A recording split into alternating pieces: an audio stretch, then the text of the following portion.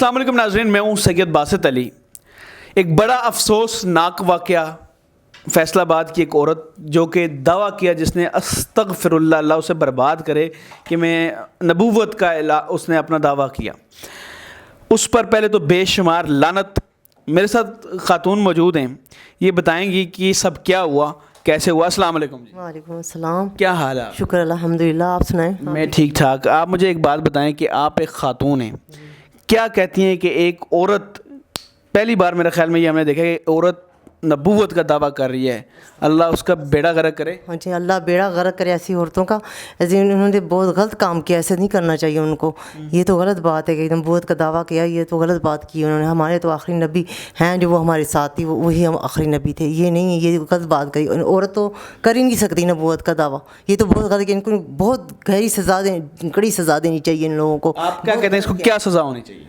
ان کو سرسار کرنا چاہیے، ان کو باندھ کے، ان کو اینٹوں سے مار مار کے ان کو زخمی کرنا چاہیے، ان کو زمین میں زندہ گاڑنا چاہیے، ان کو پتہ چلے کہ کیسے نبوت کا دعویٰ کرنا چاہیے۔ آپ ایک مسلمان ہو کہ کتنا غصہ آیا اس بات کی جب آپ سنیں کہ ہمارے آخری نبی، جن کے بعد کوئی نبی آ ہی نہیں سکا، وہ دین مکمل کر چکے ہیں، آپ کو کتنا غصہ آیا ایک مسلمان ہو؟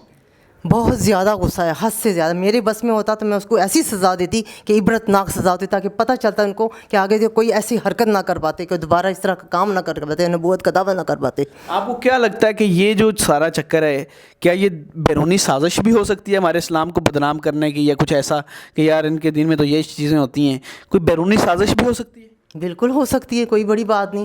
تھوڑے لوگ یہ اسرائیل وغیرہ یہ ساری کر سکتے ہیں، بیرونی بھی ہو سکتی ہے، کوئی بڑی بات۔ مسلمانوں کے تو سب خلاف ہیں، سب خلاف ہیں، مسلمانوں کے واقعی سب خلاف ہیں، وہ تو ہمارے اسلام کے خلاف لوگ ہیں۔ یہ ساری سازش ہے، یہ سازش کے تحت سب کچھ ہو رہا ہے۔ آپ ایک عورت ہیں، آپ بتائیں آپ نبی پاک سے کتنی محبت کرتی ہیں؟ بہت زیادہ محبت کرتی ہیں، اپنے جان سے بھی زیادہ، ماں باپ سے، اپنے ایمان، سب سے زیادہ محبت کرتے ہیں ہم ان سے۔ اپنی جان، مال، ماں باپ، والدین، اولاد، سب سے زیادہ سب سے زیادہ محبت کرتے ہیں ہم اپنے نبی جن سے۔ کے لیے ساری دنیا ہے، جی جی، جن کی پیروی کر رہے ہیں، ہر چیز جنہوں نے ہمیں سکھایا کہ خدا کون ہے۔ ہاں بالکل، جن نے ہمیں دین دنیا سکھائی، جن کی امت کے ہیں ہم، جنہیں ہمیں بخشش کا ذریعہ بنایا، ہمیں بخشش جن کے ذریعہ میں ہونی ہے، تو ہم ان کی عزت نہیں کریں گے تو کس کی کریں گے؟ ان کی کریں گے نا، ان کے لیے سب کچھ ہے۔ ناظرین، سب سے پہلی بات یہ ہے کہ دیکھیں، وہ لڑکی جو ہے، اس کا نام ثنا، اور استغفر اللہ، اس نے اپنے ساتھ اللہ کا نام لگایا کہ وہ میں یہ باتیں کر بھی نہیں سکتا، نہ سوچ سکتا ہوں۔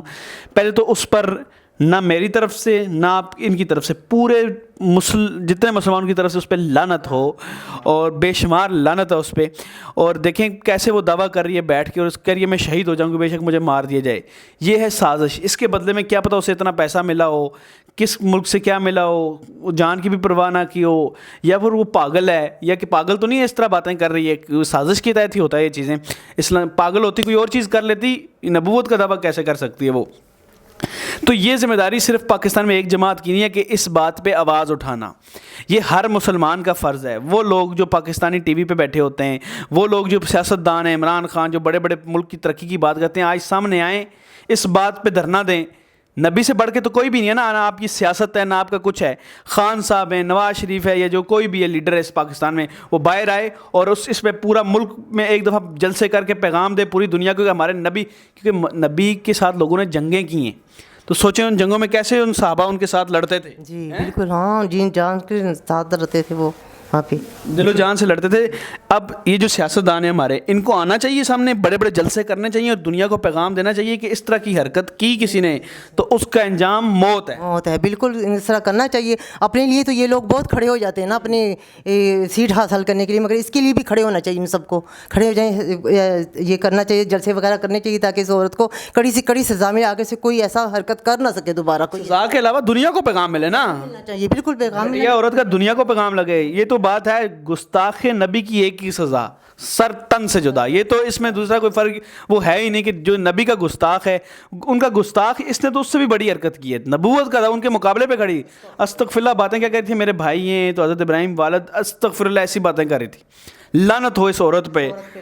اور آج تک تو پیغمبر جتنے بھی ہیں وہ تو مرد آئے ہیں، یہ تو عورت نہیں آ کہ اس نے فتنہ پھیلانے کی کوشش کی پاکستان میں، تو لیکن اتنے جلدی گرفتار بھی ہو گئی، لیکن یہ فتنہ پھیلا نہیں سکتی کیونکہ ہمارا دین اتنا مضبوط ہے، جو فتنہ پھیلانے آئے گا وہ وہاں ہی ڈوب کے مر جائے گا، یہ تو کنفرم ہے۔ لیکن جو اس ایشو پہ میں جو پیغام دینا چاہتا ہوں وہ یہ ہے کیونکہ میرا چینل دیکھیں آواز اٹھائے گا اس پہ. جو پاکستانی سیاستدان جو کہتے ہیں نا ہم اسلام کے، اور ہم جو ہمیشہ وہ کہہ رہے ہوتے ہیں جلسوں میں بھی نبی پاک کا نام لیتے ہیں، ان کو مذہب کارڈ کھیلتے ہیں کہ اسلامک ٹچ دیں، تو ذرا ادھر آ کے بولیں نا، ٹچ نہ دیں بلکہ پورا آ کے بولیں، جلسے کریں، گٹھے کریں، جس طرح آپ اپنے لیے گٹھے کرتے ہیں نبی پاک صلی اللہ علیہ وسلم کے لیے لوگ گٹھے کریں، اور ایک پورے پاکستان سے پیغام جائے دنیا کو کہ یہاں ریڈ لائن اصل میں یہ ہے، ہمارے نبی ہماری ریڈ لائن ہے، اصل ریڈ لائن وہ ہیں، یہاں سے آگے کسی نے نہیں بڑھنا. ٹھیک ہے، تو آپ یہ کہتے ہیں کہ اسے پاکستان میں سریعام پھانسی سے لٹکایا جائے؟ بالکل، میں بالکل کہتی ہوں کہ سخت سے سخت، پھانسی سے بھی کڑی اگر کوئی سزا ہے وہ بھی ملے اسے، اس کو اور اس کی بہن کو اور اس کے خاندان کو، پورے خاندان پہ، سارے خاندان کو سزا ملنی چاہیے. لعنت ہو ان لوگوں پر جو اتنی گندی گھٹیا اور سوچ رکھی ان لوگوں نے اور نبوت کا دعویٰ کیا ان لوگوں نے. آپ اپنے، مجھے ایک دفعہ آپ اپنے نبی صلی اللہ علیہ وسلم کے لیے اپنی جان دے سکتے ہیں؟ بالکل، بے شک دے سکتی ہوں.